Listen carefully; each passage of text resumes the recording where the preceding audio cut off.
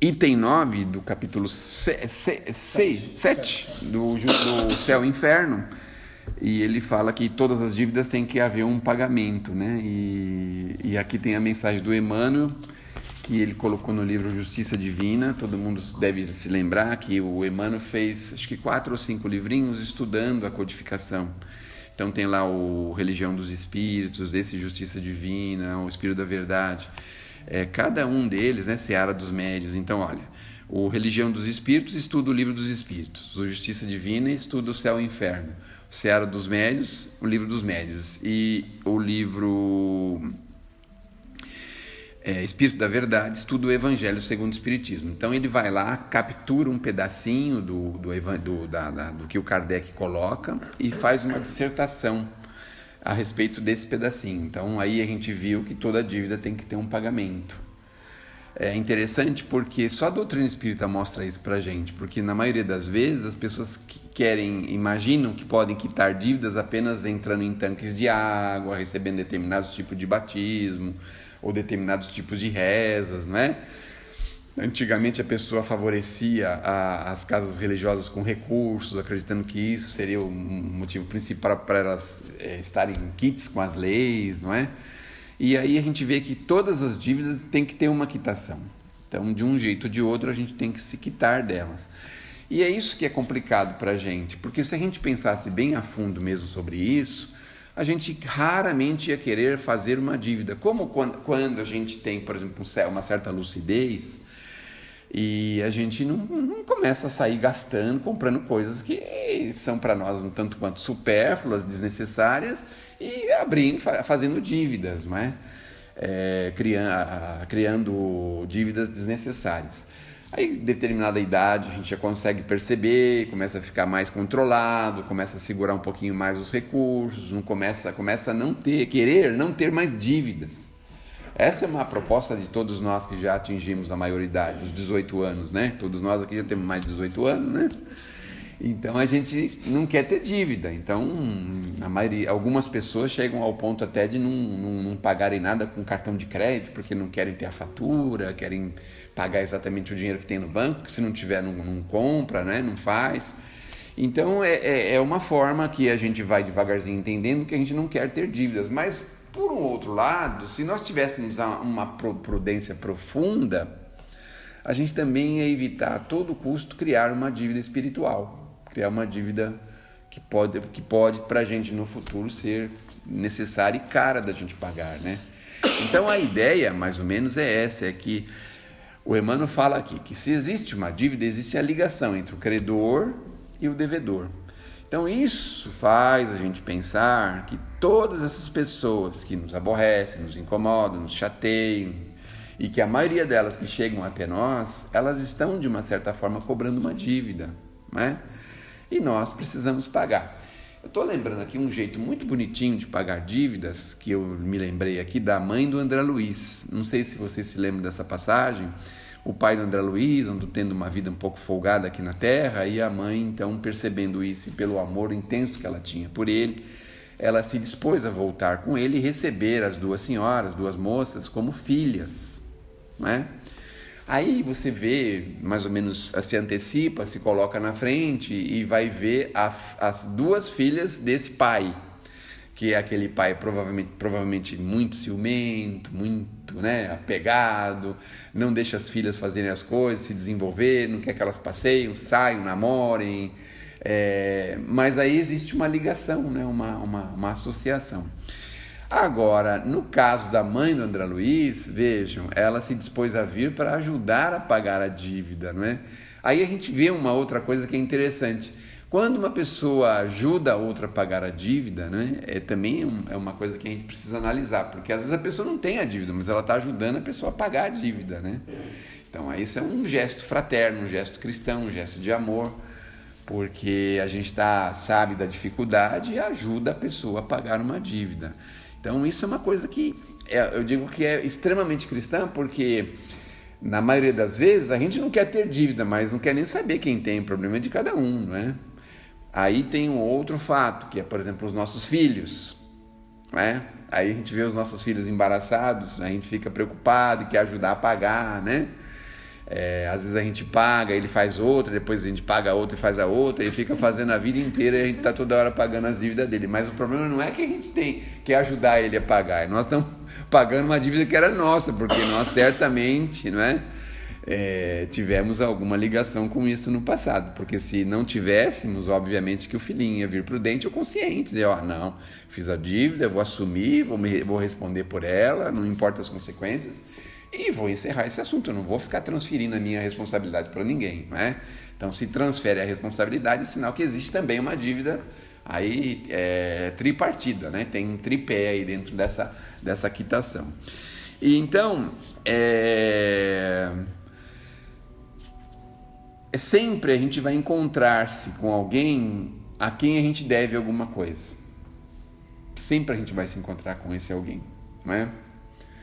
Então, é um caso que aconteceu na época aqui na Amaral Gurgel. Um rapazinho estava conversando com outro na porta de casa, talvez em linguagem de sinais, alguma coisa assim.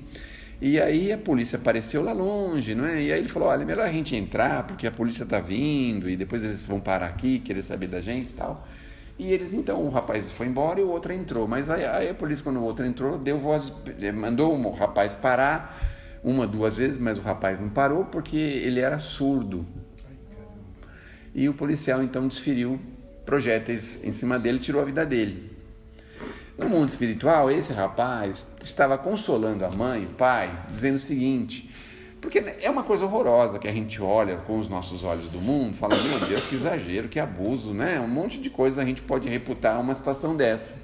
Mas o rapaz em espírito disse para a família que, na verdade, era para eles ficarem tranquilos, não quererem o mal do rapaz, orar por ele, não exigirem nada dele, porque ele já tinha tirado a vida desse rapaz há umas 3 ou 4 encarnações. Então ele era devedor desse rapaz. Aí nós podemos puxar uma história e podemos pensar o seguinte, mas precisava ter feito isso, ter resolvido isso dessa forma, porque se de um lado ele era credor, agora ele passou a ser devedor. E aí o que acontece? Esse rapaz, se o perdoar, aí vem, né, toda a sistemática do Cristo, toda a temática cristã. Perdoa as nossas ofensas, né, perdoar 70 vezes 7, toda a ideia de perdão que Jesus nos ensina. O que acontece? Esse rapaz sai fora desse circuito, né, dessa roda, né, de reencarnações, que ele não consegue se libertar de fazer, de tirar a vida, ter a vida tirada, de tirar a vida e ter a vida tirada. Ele se liberta disso. Mas aquele que é o protagonista, que é o devedor, continua devendo, né? É claro que se não tem mais o protagonista, pode num futuro haver um segundo, uma outra pessoa, mas as leis naturais também podem resolver essa questão de outra forma, né? De milhares de outras formas. Então, a pessoa sobe uma escada, uma pessoa escorrega e cai, uma pessoa tem um raio, uma pessoa cai uma árvore, alguma coisa pode acontecer. Ou um simples aneurisma.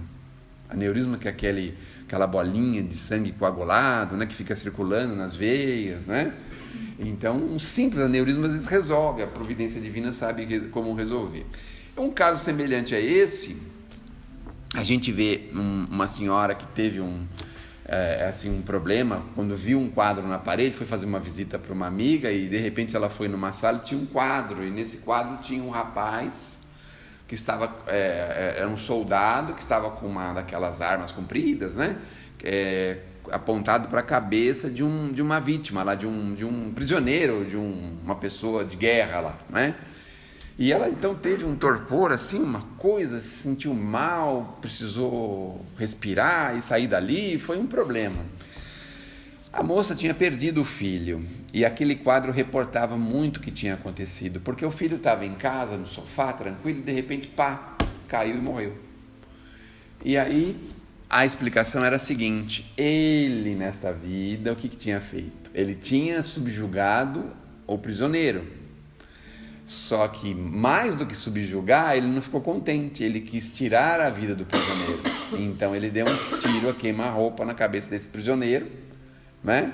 E isso criou nele, provavelmente esse prisioneiro o perdoou, mas criou nele esse bendito aneurisma, que num determinado momento parou no lugar errado lá e deu, parece que tem uma força que dá nas veias e elas estouram, não é? É uma AVC, não sei, acidente vascular, é uma coisa assim, não entendo muito bem. Então veja como que a providência divina tem 1000 maneiras de resolver as coisas. É a tal da quitação, não é? Mas para a gente ter a quitação, normalmente, aí a gente vai lá e pega outra mensagem do Emmanuel. Normalmente, os cobradores da justiça divina, eles vêm até nós justamente para fazer essa quitação, né? Esse haveres aí. E aí, uma mensagem do Emmanuel, ele fala assim, que toda vez que nós formos encontrados junto ao trabalho em prol dos nossos necessitados, a dívida fica suspensa por prazo indeterminado. O nome da mensagem é remuneração espiritual, não é? Emmanuel. Então nós temos a suspensão do prazo quando acontece da gente estar trabalhando em prol de alguém, não é? Então vejam que a quitação pode se dar de diversas formas, e um dos atalhos dessa quitação é a prática do bem, né? A prática da caridade, a prática do amor, que nada mais é do que o que os espíritos não cansam de nos recomendar há tantos e tantos anos, não é? Você vê a psicografia do Chico, você pega aí, você não passa uma página ou duas sem que os espíritos estejam convidando você à prática do bem, da caridade. Os sonetos da Alta de Souza, as mensagens da Mimei, da Maria Dolores, todas elas conclamando a gente a prática do bem, a prática da caridade. Acho que o perdão também é uma coisa que está... Então, não é tão fácil assim a pessoa ter o coração disposto a doar, sabe? Existe assim um certo bloqueio resistência, nas pessoas, né? E a gente não pode condenar, porque cada um faz aquilo que tem, né? Certo. Porque tem pessoas que têm uma dificuldade enorme de fazer alguma coisa assim, né? Não é na casa espírita, estou falando de uma maneira de uma forma geral, não está disposta, né? Mas é tal coisa, isso também é uma coisa assim de maturidade, uma coisa de compreensão, porque a providência divina não te cobra nada, só que as leis existem, não é? Então, você vai no banco, por exemplo, quer quitar a sua dívida, o banco está lá para receber a sua dívida, mas você tem outras formas de pagar essa dívida, né, no banco. Tem alguns lugares, não posso falar isso, mas eu digo assim, de você pagar a sua dívida de outras formas, significa de você, não seja por um outro empréstimo, seja pelo seu próprio trabalho, seja por outro, vende um outro bem, se desapega de alguma coisa, não é? Estuda uma forma matemática para pagar isso de uma forma mais leve. Então, existem formas de se pagar a dívida. O que não existe na maioria das vezes é a nossa disposição. Então, muitas vezes a pessoa sabe, né? No fundo ela sabe que ela é devedora de alguma coisa, mas ela resiste, ela não quer pagar, não é? Então, de vez em quando ela não quer pagar assim, diríamos assim, ir no banco e levar o carnê e pagar, aí alguém vem e pede, não, o senhor pode me dar então, me pagar, eu sou o representante do banco, né? Eu sou o segurança do banco, eu ando com uma arma e eu preciso receber o banco, né? Aí a gente tem que pagar assim, na força, né? Forçado, né? Aí é pior, não é mesmo? Então é muito mais fácil a gente pagar de uma forma espontânea. Eu me lembro uma vez que eu tive um sonho, que esse sonho dizia assim, você quer... eu tinha tido um acidente, estava com saindo sangue, né? E aí veio alguém e falou assim, escuta, você quer perder seu sangue na sarjeta ou no hospital? Eu falei, eu acho que é melhor no hospital, né? Na rua ou no hospital? Melhor no hospital, né?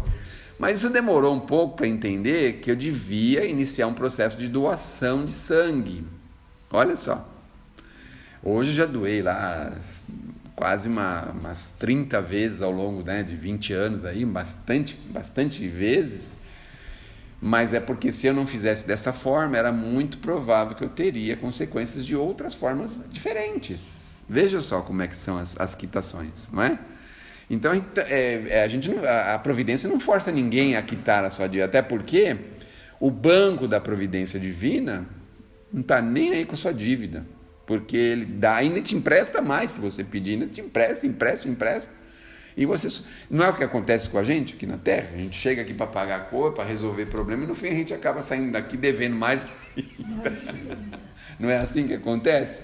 Mas o Banco da Providência tem aí recursos para emprestar à vontade, quanto a gente quiser. Não tem miséria. Ele empresta mesmo e dá, e não tem problema. Ele não quer nem saber quando vai receber. Mas ele vai receber, isso que é o problema, de um jeito ou de outro. Então, veja, sabe aquela pessoa que tem segurança? Vamos imaginar assim, esse também não posso falar, mas... Eu gostaria de saber a respeito das virtudes. Vamos supor, nessa encarnação eu paro de fumar. Certo. Eu acabo com o vício do cigarro. Né? Na outra reencarnação, na outra oportunidade, eu vou ter aquela vontade ou aquilo vai ser exatamente sublimado daqui para frente? Então, eu ouvi falar que no caso das químicas, a gente tem a célulazinha que absorve a química dentro dela, né? Então você tem a predisposição, que você só vai se libertar dessa predisposição depois de muito tempo, né? Hoje, algumas pessoas arriscam dizer que é o mesmo período com o qual você se utilizou, mas a gente não sabe o passado. Então, por exemplo, você já fumava na outra encarnação, aí continua nessa, não é? Aí nessa você fumou mais 40 anos, mas você fumou mais uns 30 da outra, são 70. Só que você não vai ficar 110, né? Vai ficar 140 anos aqui na Terra, certo? Então você traz a predisposição. Esse é o grande problema e esse é o problema das bolinhas de chocolate lá. É a predisposição. Mas, viu, Sérgio, tipo assim, né? A gente estava falando das coisas que a gente dá vontade de mudar, de perceber e se modificar. Evidentemente que você, a maioria das vezes que você comete alguma coisa e fica em débito, né? É naquele momento nosso de fraqueza, às vezes não a falta do conhecimento até, porque num certo instante você faz e depois se arrepende, mas está feito, né? Então, o processo nosso da reencarnação, justamente, ele serve para isso, né? Porque a gente vai estudar essa vez aqui. Então ele estava falando de cigarro, mas no caso do pecado, vamos dizer, quando você voltar na reencarnação, que na próxima, a coisa vai te acontecer, alguma coisa para você tomar uma decisão boa ou má, às vezes em cima de uma questão. Se ficou sedimentado aquilo vai te ajudar a fazer menos ou a fazer menos pior, chama assim, né? Então, depois na próxima... vai apagando, né? Vai parando e vai tendo um conhecimento maior. Mas, infelizmente, a gente não consegue avançar tanto assim numa reencarnação, né? Depende da disposição, não é? Depende da disposição de avançar.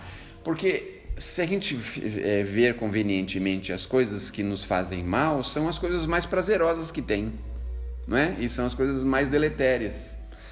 Mas a providência divina não força você a nenhum tipo de procedimento. Você mesmo vai chegando a conclusões de que isso é conveniente, né? Isso não é bom, isso é ruim, isso não é bom. Então, tem coisas, por exemplo, que você passa a encarnação inteira trabalhando, lutando para vencer e não vence. No caso das químicas, você volta com uma certa predisposição. E qual que é essa predisposição?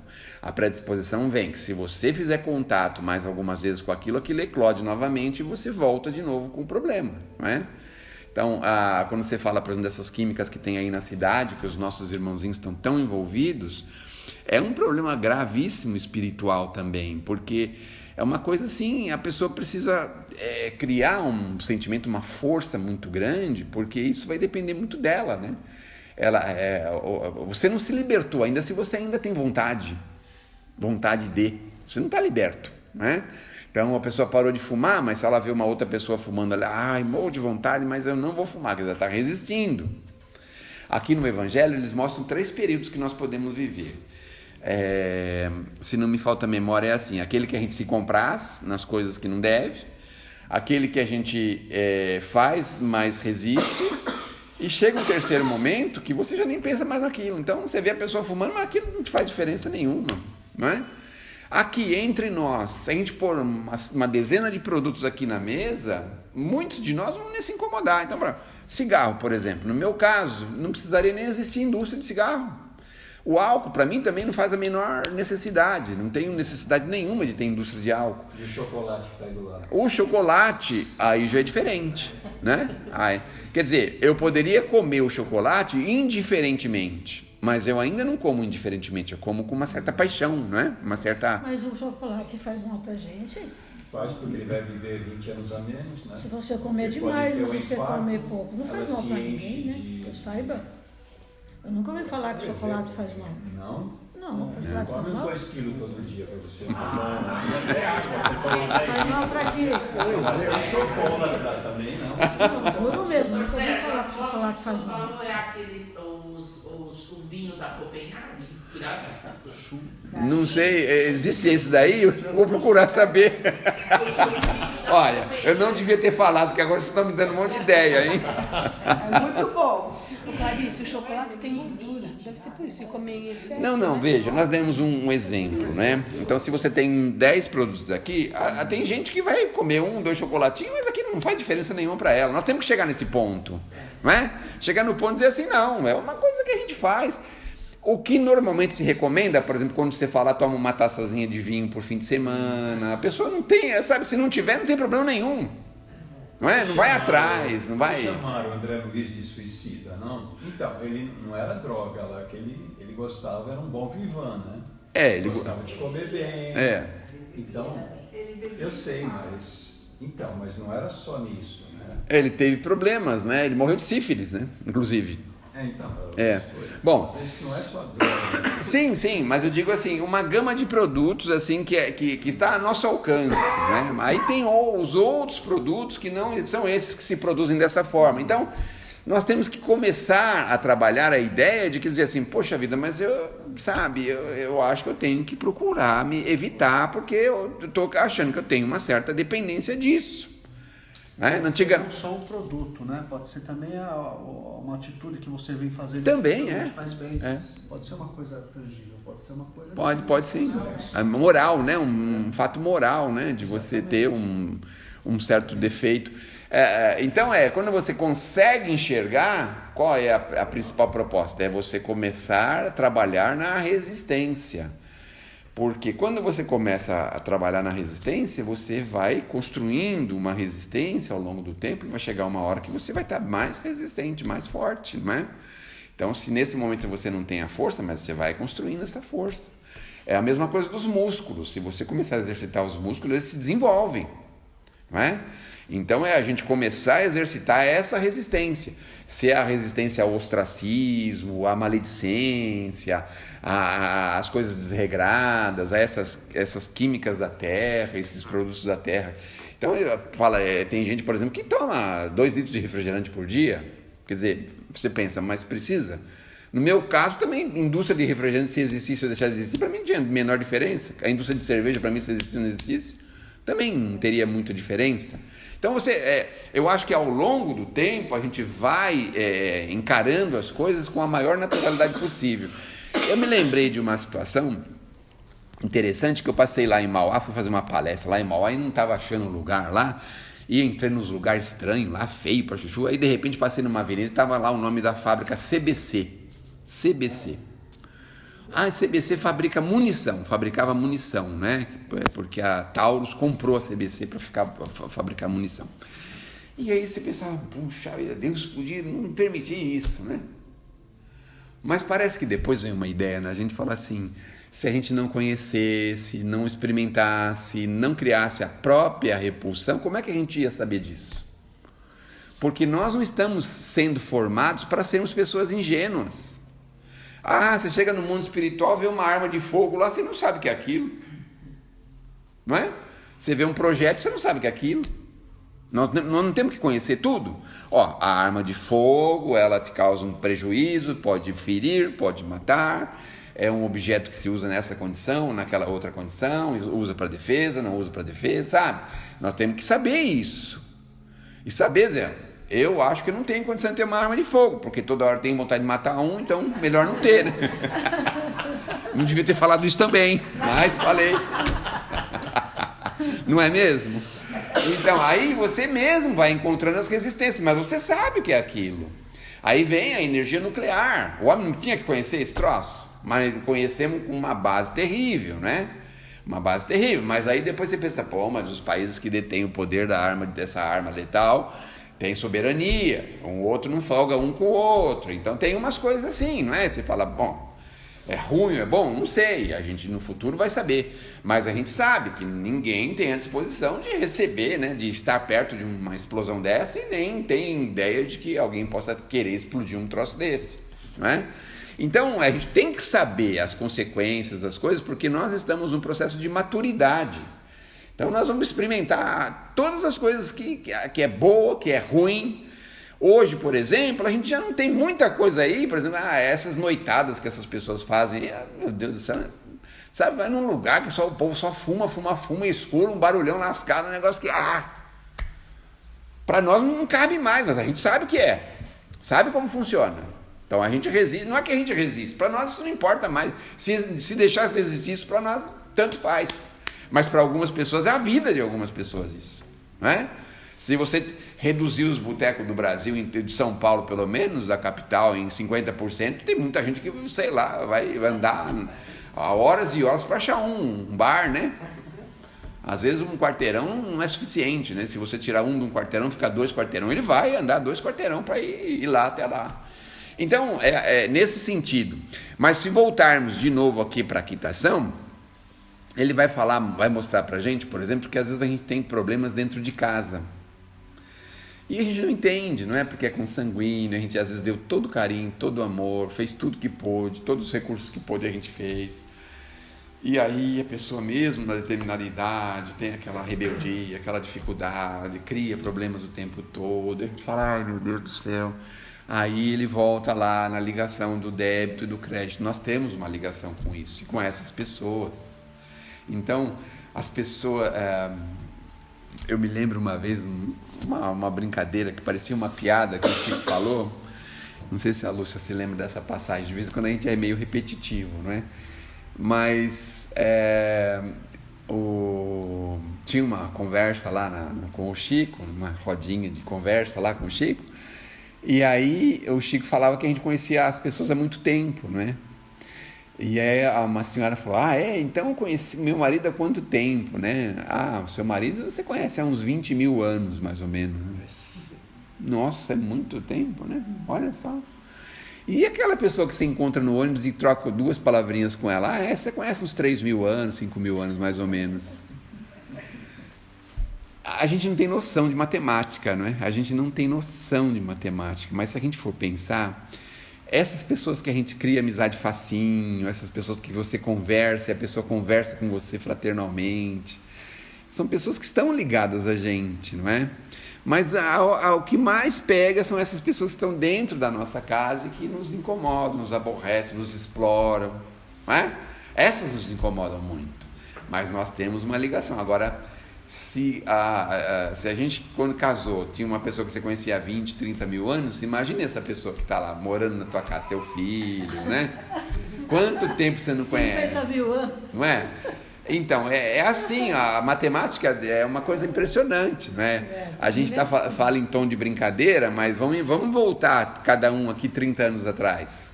A gente não tinha recurso, não tinha metrô para quase nenhum lado, o ônibus só tinha uma linha em cada bairro, não conseguia se locomover, se não se comunicava, né?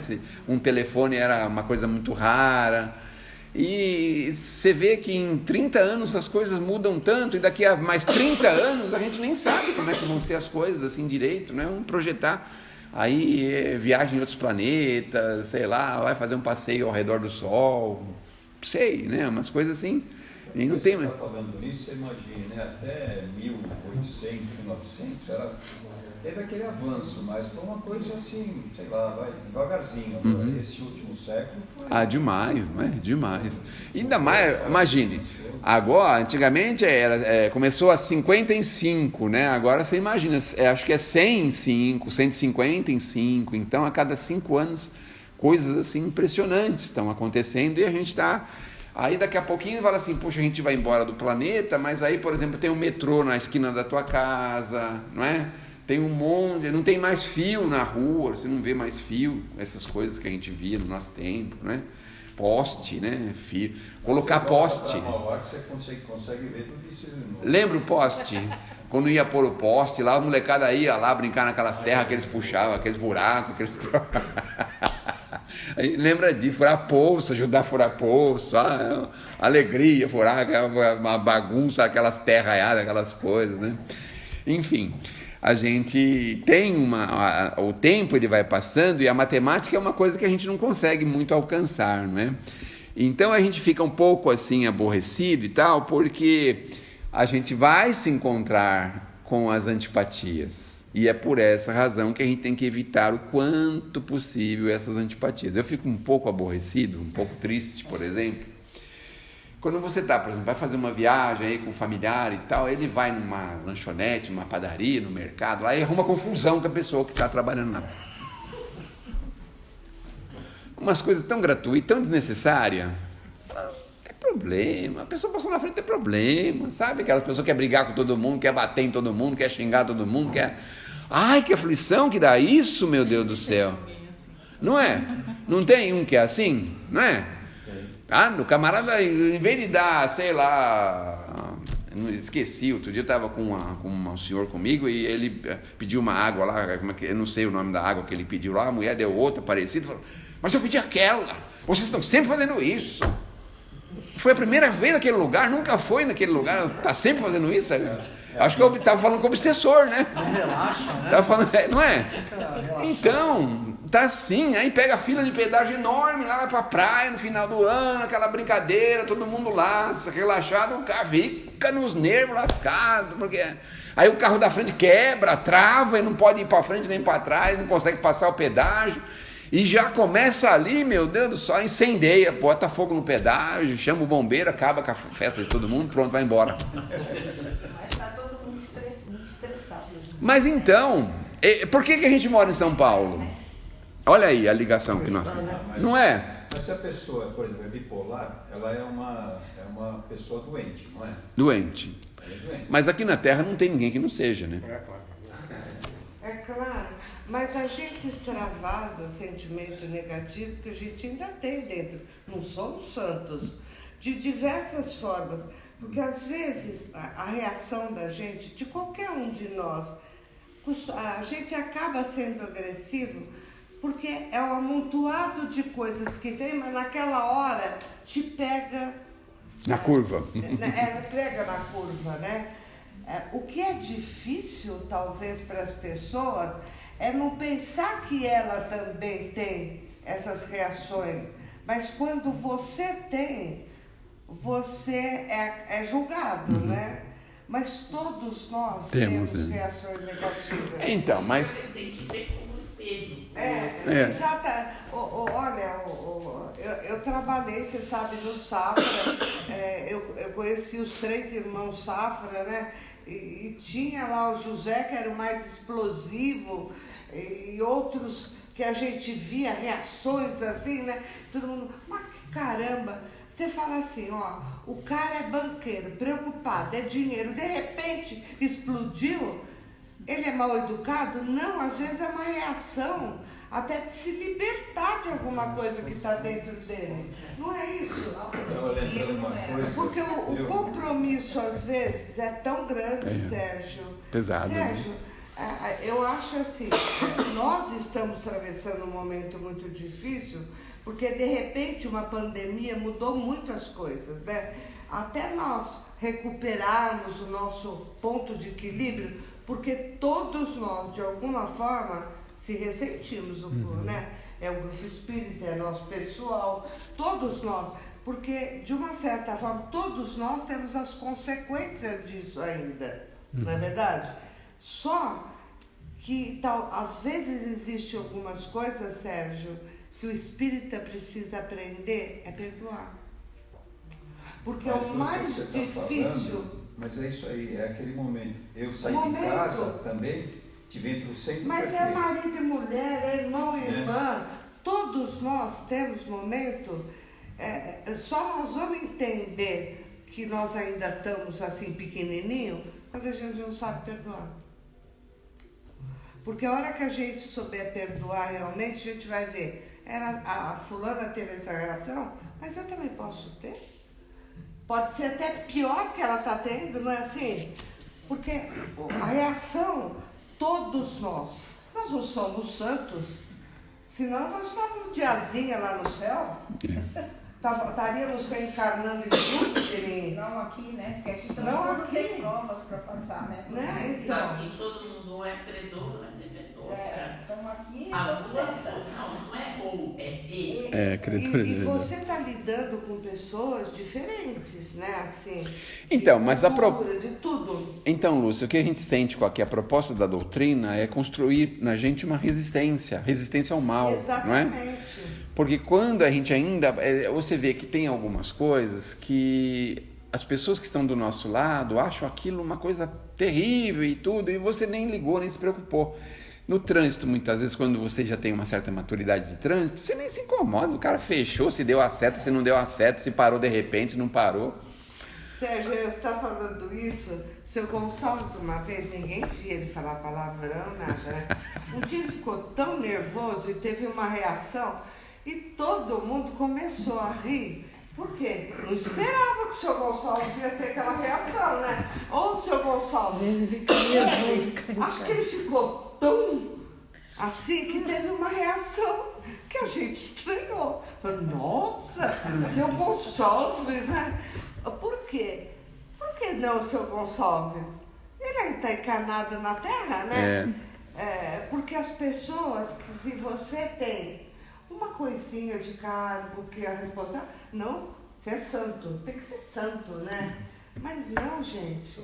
Olha para dentro do nosso coração e vê o que a gente ainda tem aqui dentro para limpar o nosso perispírito. Senão a gente não estaria aqui, né? Se já tivesse resolvido tudo. Não é verdade? Então, a paciência um com os outros.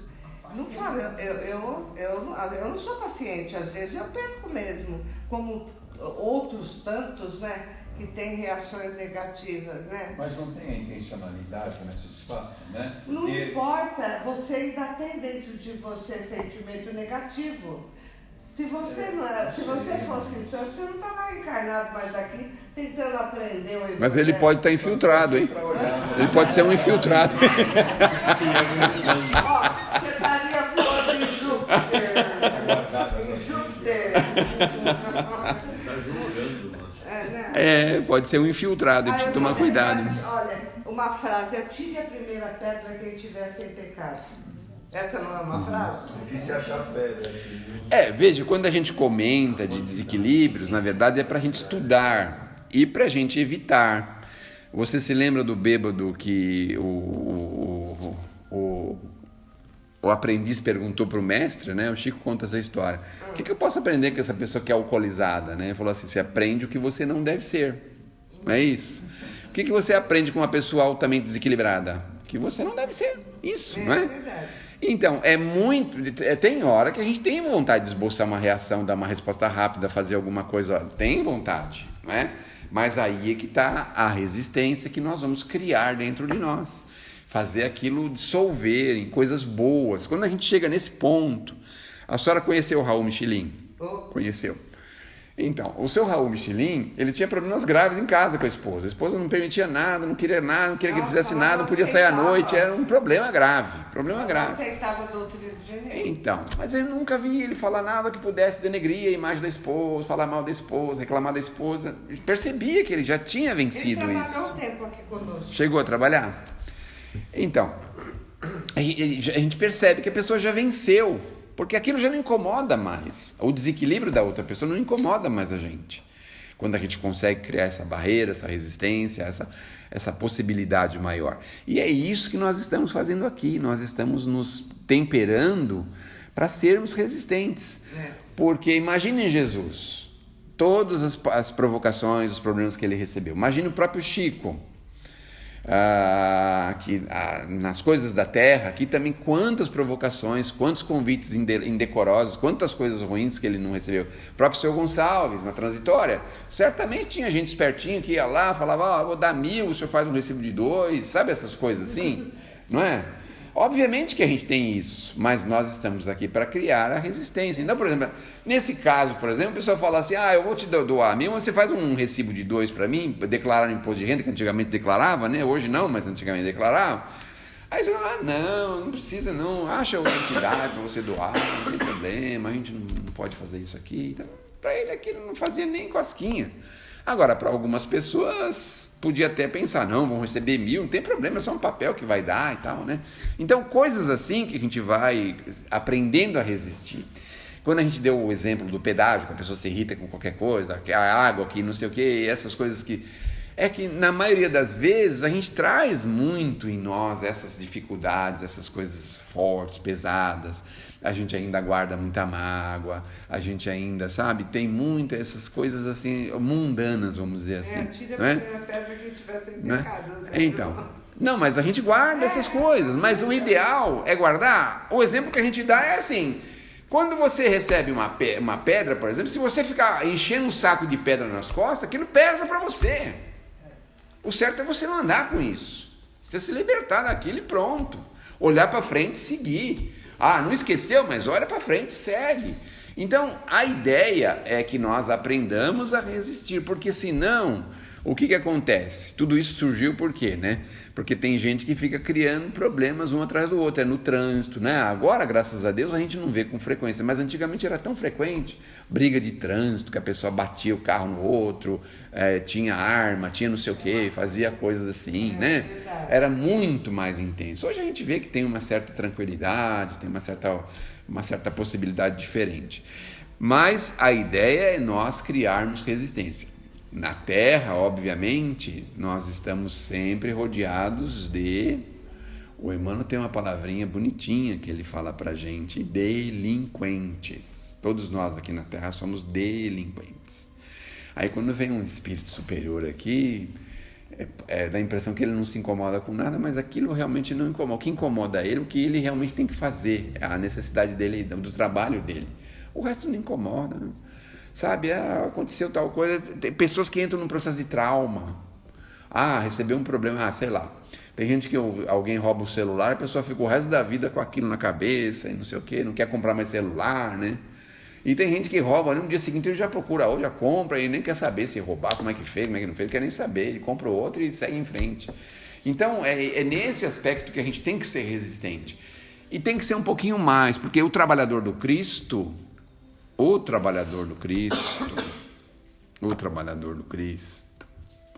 se ele for muito suscetível, muito vulnerável, eles quebram ele rápido, arrebentam com ele direitinho, facinho.